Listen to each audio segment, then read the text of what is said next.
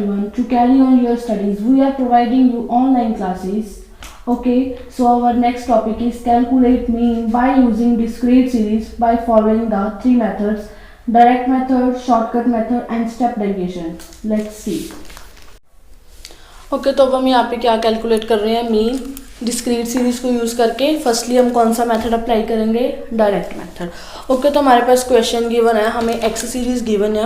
X series का मतलब क्या था, हमें वेजेस गिवन होती थी और यहाँ पे साथ में क्या फ्रीक्वेंसीज गिवन है। डिस्क्रीट सीरीज का मतलब क्या होता है, जब हमारे पास वन और मोर देन वन सीरीज होती है। ओके अब यहाँ पे क्या है, वेजेस तो गिवन है। इंडिविजुअल सीरीज में हमने क्या किया था, हमें एक्स सीरीज गिवन थी, total of X divide by N, जितने नंबर ऑफ वेजेस थे हमने डिवाइड कर दिया, हमारे पास मीन की एवरेज कैलकुलेट हो गई थी। लेकिन अब हमें यहाँ पे क्या है, हमें वर्कर्स दिए हुए हैं साथ में कि अगर हम 5 रुपीज़ की वेजेस दे रहे हैं तो हम वो कितने वेजेस को दे रहे हैं, 2 वेजेस को दे रहे हैं। ठीक है, 2 वर्कर्स को दे रहे हैं। अब देखो नेक्स्ट हमारे पास क्या है, अगर हम 10 रुपीज़ की हम 3 पर्सनस को दे रहे हैं वेजेस, कितनी दे रहे हैं, 30 रुपीज़। नेक्स्ट अगर हम 15 रुपीज़ की वेजेस दे रहे हैं, कितने पर्सनस को देनी है, वो 4 पर्सनस को, तो मतलब हम टोटल कितने दे रहे हैं, 60 रुपीज़ की वेजेस। नेक्स्ट हमने 20 रुपीज़ की वेजेस देनी है, 5 पर्सनस को देनी है, तो मतलब हमें टोटल कितना पे करना पड़ेगा, 100 पे करना पड़ेगा। नेक्स्ट हम 25 रुपीज़ की वेजेस दे रहे हैं, कितने पर्सनस को दे रहे हैं, 6 पर्सन को, तो हमें टोटल कितना पे करना पड़ेगा, 150। तो अब हमारे पास क्या आ गया, summation of x and F, मतलब वेजेस के अकॉर्डिंग जब हमने फ्रीक्वेंसी को मल्टीप्लाई किया नंबर ऑफ वर्कर्स के साथ, तो हमने टोटल कितने रुपीज़ देने हैं, कितनी वेजेस हमारे पास से जा रही हैं, 350 रुपीज़। और उसके अकॉर्डिंग नंबर ऑफ वर्कर्स कितने हैं, 20, मतलब 20 पर्सनस को देने के लिए हमारे पास 350 रुपीज़ होने चाहिए।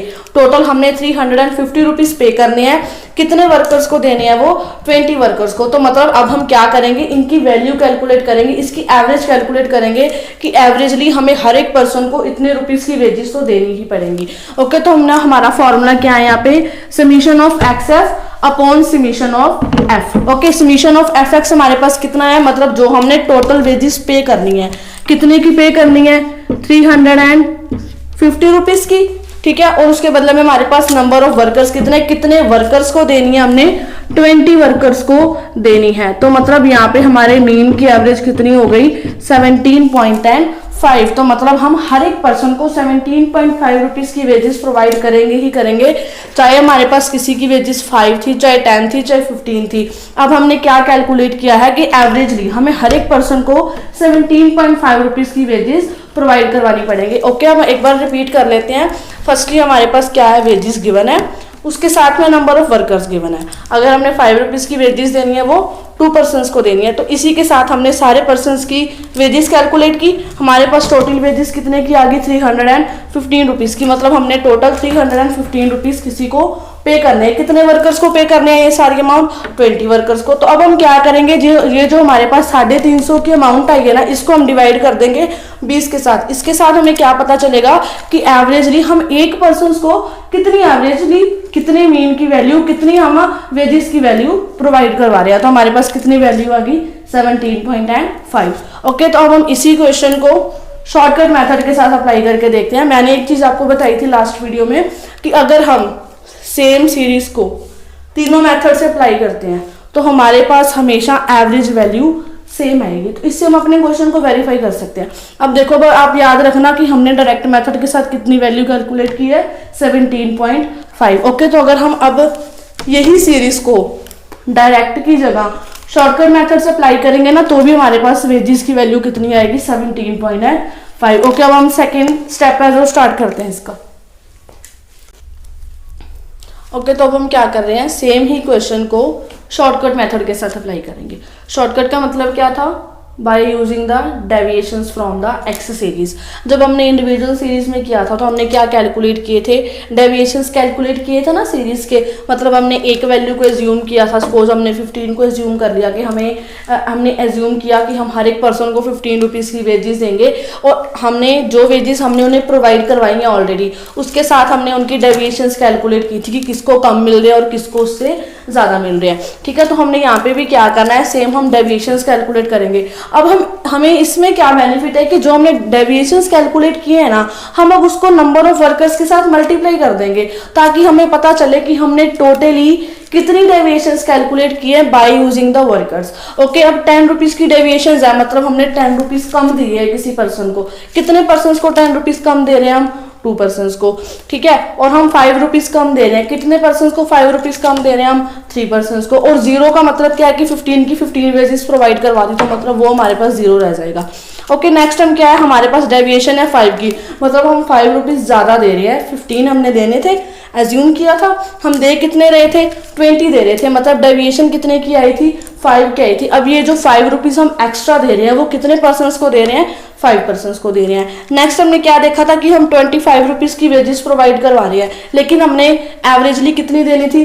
15 देनी थी। तो हम कितना मैक्सिमम दे रहे हैं? 10 रुपीज मैक्सिमम दे रहे हैं ना। कितने पर्सन को दे रहे हैं? वो 6 पर्सन को दे रहे हैं। तो अब हम क्या करेंगे, डी और एफ की मल्टीप्लीकेशन कर देंगे, जिससे हमें टोटल डेविएशंस पता चलेगी नंबर ऑफ वर्कर्स के अकॉर्डिंग। तो मतलब हमने टोटल कितना कम दिया? 20 रुपीज कम दिए। 5 इंटू 3 15 रुपीज कम दिए। 4 पर्सन को हम कितने दे रहे थे? 15 की 15, तो मतलब उसकी डेविएशन हमारे पास यहाँ पे क्या होगी? 0 ही होगी। ठीक है, तो मतलब ये हमारे पास 0 रह गया। नेक्स्ट हमने क्या किया, हमारे पास जो 5 रुपीज हम एक्स्ट्रा दे रहे थे डेविएशंस, वो कितनी दे रहे थे? 5 रुपीज की। कितने पर्सन को दे रहे थे? 5 पर्सन को। तो मतलब हमारे पास टोटल कितना आ गया? 25 आ गया। तो नेक्स्ट हम क्या कर रहे थे, 10 रुपीज एक्स्ट्रा दे रहे थे। कितने पर्सन को दे रहे थे? 6 पर्सन को दे रहे थे। तो मतलब हमारे पास कितना आ गया टोटल?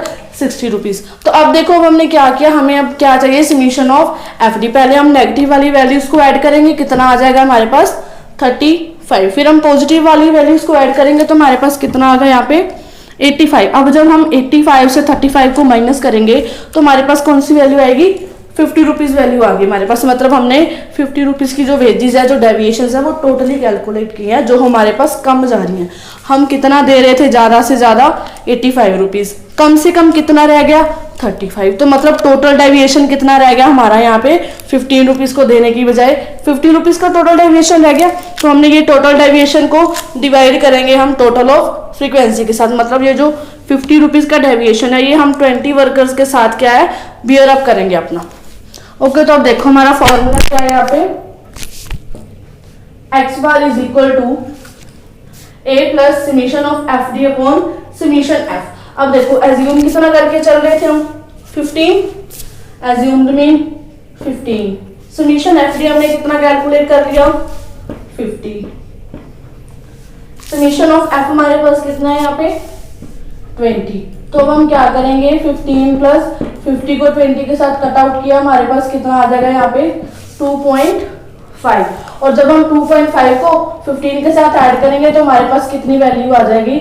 17.5। तो मतलब हमारा क्वेश्चन वेरीफाई भी हो गया और हमारा आंसर भी सेम आ गया। जब हमने डायरेक्ट मेथड से किया था तो हमारा आंसर कितना आ रहा था तब भी? 17.5। अगर अब सेम ही क्वेश्चन को शॉर्टकट मेथड में अप्लाई कर दिया हमने, फिर भी हमारा आंसर कितना आ रहा है? 17.5। इसका मतलब है कि हमारा क्वेश्चन भी वेरीफाई हो गया और हमारे क्वेश्चन में कोई भी प्रॉब्लम नहीं है, और जो भी हमने क्वेश्चन का सॉल्यूशन किया है वो सही किया है। ओके, रिपीट कर लेते हैं हम एक बार। पहले हम क्या करेंगे, डेविएशंस कैलकुलेट की, उसके बाद डेविएशंस को मल्टीप्लाई किया नंबर ऑफ वर्कर्स के साथ। नंबर ऑफ वर्कर्स के साथ मल्टीप्लाई करने के बाद हमें क्या पता चला कि टोटल डेविएशंस हमारे पास कितनी है और कितने वर्कर्स के अकॉर्डिंग है। ठीक है, तो हमने यहाँ पे क्या एज्यूम किया था 15 को कि 15 वेजेस हमने देनी है। तो हमने क्या देखा यहाँ पे, समीशन ऑफ एफडी, मतलब डेविएशंस टोटल कितनी आ रही थी? 15 की।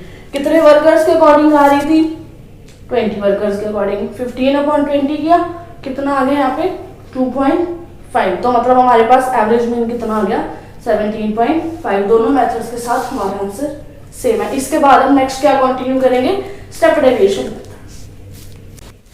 ओके, तो अब हमारा नेक्स्ट मेथड कौन सा है? Step deviation method. इसमें हमने क्या करना होता है, हमने जो summation of F D calculate किया, जब हमने इंडिविजुअल सीरीज के साथ क्वेश्चन किया था तो हमने क्या किया था, जो समीशन डी निकाली थी डेविएशंस, उसको हमने क्या किया था, एक कॉमन फैक्टर्स के साथ डिवाइड किया था, जिसके साथ हमें क्या कैलकुलेट हो जाता था, समीशन डी डैश हो जाता था। तो अब हम क्या करेंगे, अब हमें यहाँ पे क्या है, दो सीरीज को कैलकुलेट करना पड़ेगा।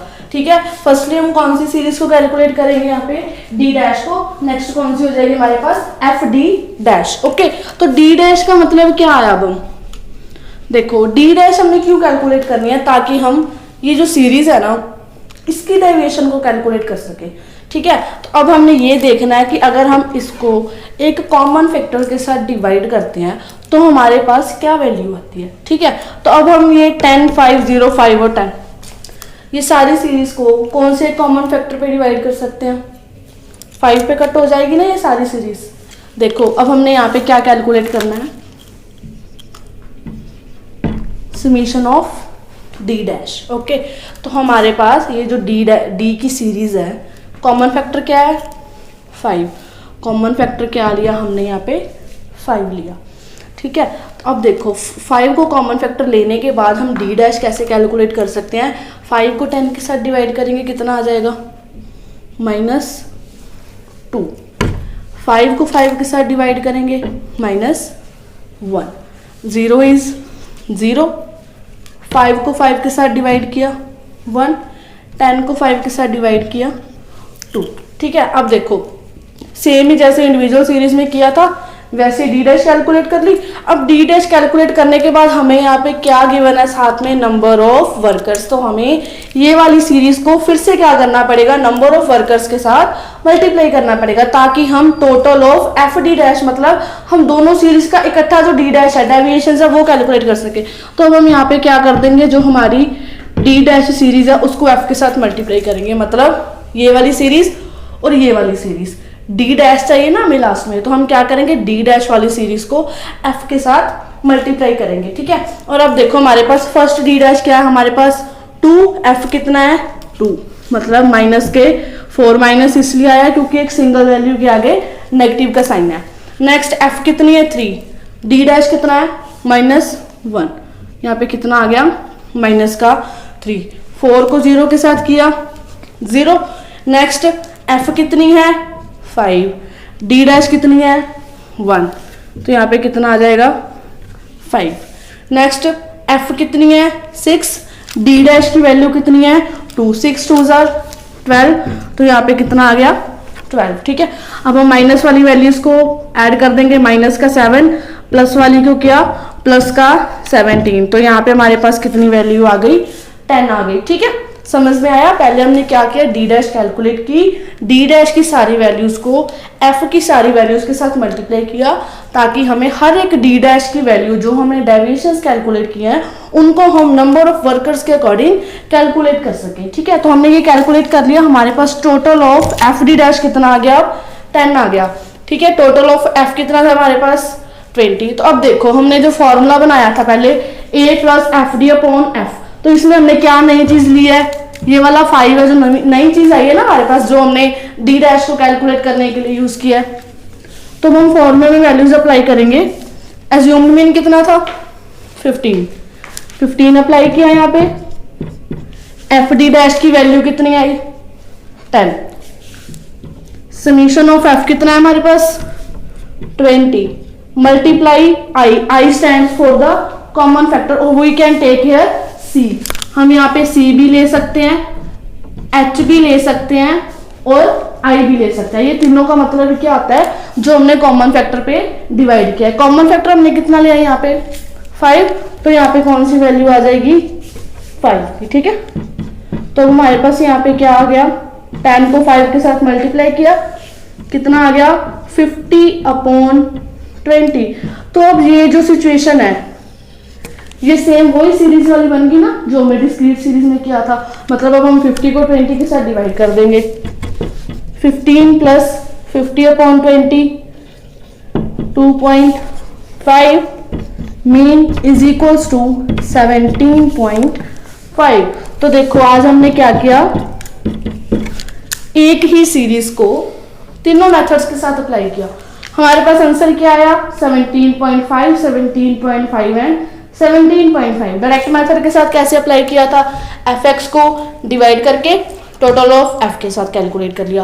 फिर शॉर्टकट मेथड अप्लाई किया तो हमने क्या किया था, यहाँ पे हमारे पास डी डैश भी नहीं था और एक्स भी नहीं थी, तो अब हमारे पास समीशन ऑफ एफ डी का कितना टोटल आ गया था 50। हमने डायरेक्टली क्या कर दिया था 50/20। अब यहाँ पे हमने क्या किया, पहले डेविएशंस कैलकुलेट की, डी डैश कैलकुलेट किया, उसको फ्रीक्वेंसी के साथ मल्टीप्लाई किया, एफ डी डैश आ गया, एफ डी डैश को डिवाइड किया समीशन ऑफ एफ के साथ और मल्टीप्लाई कर दिया हमने कॉमन फैक्टर के साथ। और जब हम कॉमन फैक्टर के साथ मल्टीप्लाई किया तो हमारे पास सेम वही कंडीशन आ गई जो हमने शॉर्टकट मेथड में कैलकुलेट की थी। तो हमारे पास तीनों मेथड के साथ कौन सा आंसर आ गया, 17.5। इट मीन्स कि हमारा क्वेश्चन सही है और हमने अपना क्वेश्चन वेरीफाई कर लिया।